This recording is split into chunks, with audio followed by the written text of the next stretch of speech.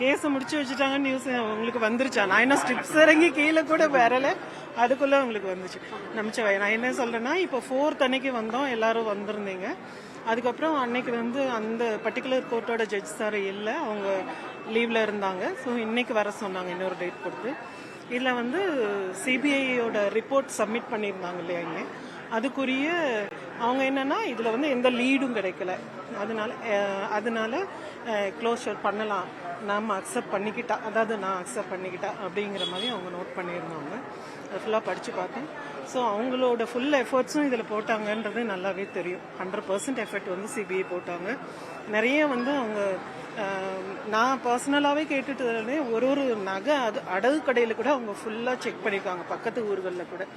So இது வந்து ஏன் கிடைக்கல அப்படிங்கிறது அவங்களுக்கும் தெரியல, நமக்கும் தெரியல. ஏன்னா அந்த பார்க்கிங் ஏரியாவில் கேமராஸ் இல்லை, எங்கே இது பண்ணாங்க. ஸோ தேர்ஸ் நோ லீடுன்னு சொல்லி இது பண்ணியிருக்காங்க. ஆனால் புகார் வந்து உண்மைதான், நகை தொலைஞ்சது உண்மைதாங்கிறது கண்டிப்பாக தெரியுது. ஸோ இதை வந்து க்ளோஷருக்காக நம்ம வந்து அக்செப்ட் பண்ணிக்கிறீங்களா என்ன, இல்லை வழக்கு நடத்தணுமான்னு கேட்டாங்க. So there are totally 2 reasons. எனக்கு வந்து ஒன்று, அவங்க யார் மேலே நம்ம கம்ப்ளைண்ட் சந்தேகப்பட்டு கொடுக்குறோமோ அவங்க இறந்துட்டாங்க. ஸோ இந்த வழக்கு நடத்தி திரும்ப அந்த நகையை கிடைச்சாலுமே நம்ம அதை போடக்கூடிய ஒரு வேதனையான சூழ்நிலை தான் நிறைய நடந்துட்டனால அந்த ஒரு இது இல்லை. ஸோ இன்னொன்று வந்து நான் வயசான அம்மாவை வச்சுட்டு வேலைக்கு போயிட்டுருக்கேன். இதில் நம்ம கோர்ட்டுக்கு அலைஞ்சிட்டே இருக்கிற சூழ்நிலையும் பர்சனலாக இல்லை, அதனால வந்து க்ளோஸ் பண்ணிக்கோங்க சொல்லிட்டேன். இந்த 8.5 மாத காலமாக வந்து உண்மையாக இது எப்படியும் கிடச்சிரும், இப்போ கிடச்சிரும், அப்போ கிடச்சிரும்னு ஒரு டைமும் அவங்க கூப்பிடும் போதெல்லாம் நம்ம எதிர்பார்த்து தான் போனோம். ஆனால் இந்த இது சொல்லுவாங்கள்ல, மகாபாரத யுத்தத்தில் வந்து பீஷ்மர் அம்பு படுக்கையில் இருந்தாருன்ற மாதிரி அதாவது நம்ம எதிர்பார்க்காத இடங்கள்ல எல்லாம் இருந்து நமக்கு நிறைய தாக்கங்கள் வந்தது. நிறையவே சோஷியல் லைஃப்லையும் டெய்லி லைஃப்லையும் நிறையவே நான் அஃபெக்ட் ஆக தான் செஞ்சேன். ஸோ இன்னைக்கு வந்து இந்த வழக்கை சம்மந்தப்படுத்த வரைக்கும் இது வந்து க்ளோஸ் பண்ணியிருக்கோம். நம்ம வந்து நான் அக்செப்டன்ஸ் எழுதி கொடுத்துட்டு வந்திருக்கேன். ரிட்டனாக கொடுக்க சொன்னாங்க. நான் ஃபஸ்ட்டு ஓரலாக கேட்டாங்க, ஃபோர்ஸ் பண்ணாங்களான்றதையும் ஜட்ஜ் சார் கேட்டாங்க. யாராவது உங்களை ஃபோர்ஸ் பண்ணாங்களா இதை க்ளோஸ் பண்ணுறதுக்குன்னு கேட்டாங்க. இல்லை சார், என்னோட விருப்பத்தில் தான் நான் க்ளோஸ் பண்ணுறேன் அப்படின்னா நீங்கள் ரிட்டன் ஸ்டேட்மெண்ட் எழுதி கொடுங்கன்னாங்க. ஸோ பக்கத்தில் ஆஃபீஸ் ரூமில் போய் ரிட்டன் ஸ்டேட்மெண்ட் வந்து எழுதி கொடுத்தோம். இதில் எனக்கு வந்து ஞாபகம் வர்றது என்னென்னா, நம்ம வந்து இந்த மகாபாரத யுத்தத்தில் வந்து அபிமன்யு அவர்கள் வந்து உள்ளே போவாங்க சக்கரவியூகத்தில், ஆனால் அவருக்கு வெளியே வர தெரியாது. அதுக்காக அவரோட தர்மம் பொய்ன்னு அர்த்தம் கிடையாது.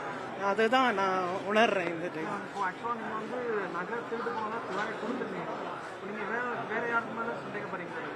இல்லை, என்னன்னா நம்ம கார் கொடுத்தது அவர் ஒருத்தர்கிட்ட தானே, கீ கொடுத்தது அவர் ஒருத்தர்கிட்ட தான்.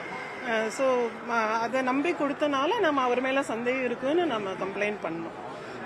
ஸோ வேற யாரையும் நம்ம அதுக்கப்புறம் அவரை விசாரிச்ச அப்புறம் தான் தெரியுது நமக்கு அவருக்கு ஓட்ட தெரியாது டிரைவிங், அவர் இன்னொருத்தட்ட கொடுத்தாரு, அப்படியே செயின் மாதிரி தெரியுது. அப்புறம் என்ன சொல்றாங்க, அவரே என்கிட்ட என்ன சொன்னார்னா, நான் வந்து நீங்கள் இதில் ஹெச்ஆர்என்சியில் கம்ப்ளைண்ட் பண்ணாதீங்க, எனக்கு வேலை போயிடும் அப்படின்னு சொல்கிறாரு. 3:30க்கு என்னோட டியூட்டி முடிஞ்சோடனே பேசிக்கலான்னு சொல்கிறாரு. அப்புறம் 2-3 டிரைவர்ஸை சொல்கிறாரு. வடகரையில் ஒரு டிரைவர் ஓட்டினாரு, நான் ஃபோன் பண்ணால் அவர் தப்பிச்சு போயிட்டாரு. இந்த மாதிரி ஸ்டேட்மெண்ட் அஜித்தே நேரடியாக என்கிட்ட சொன்னது. அவரோட ஃபோன் நம்பரும் கொடுத்து கால் பண்ணவும் சொன்னார், ஏன்னா அவரை நம்புறதுக்காக. ஸோ நான் என்னோடய ஃபோனில் அது ரெஜிஸ்டர் ஆகிருக்கு. நான் அவருக்கு மிஸ்ட் கால் கொடுத்தது, அவர் நம்பர் வந்து பாக்கெட்லேருந்து எடுத்து காமிச்சாரு, பாருங்கள் என்னோட நம்பர் தான், நம்புங்க, நம்ம 3:30க்கு அப்புறம் பேசலாம். ஸோ இந்த மாதிரி எல்லாம் இருந்தனால நான் எப்படியும் கிடைச்சிரும்ன்ற ஒரு நம்பிக்கையில் இவ்வளோ நாள் வந்தோம். ஆனால் இப்போ வந்து அந்த இது கிடைக்கல, எந்த க்ளூ கிடைக்கல அப்படிங்கும்போது நம்ம அது ஒரு ஏமாற்றமாக இருந்தாலும் ஒரு உயிரை விட அது பெருசு இல்லைன்றனால நான் ஒரு க்ளோஷருக்கு எழுதி கொடுத்தேன். காவல்துறை இப்போ வந்து நீங்கள் கொடுத்த கம்ப்ளைண்ட்ல அவங்களை அடிச்சு காவல்துறையினர் அடிச்சதா இருந்தாங்க, அவங்க மேலே நடவடிக்கை எடுக்கணுமா? அந்த மாதிரி அது வந்து எனக்கான, அதாவது கடவுள் வந்து ஒவ்வொருத்தருக்கும் தனி கொஸ்டினோட அனுப்பியிருக்காரு.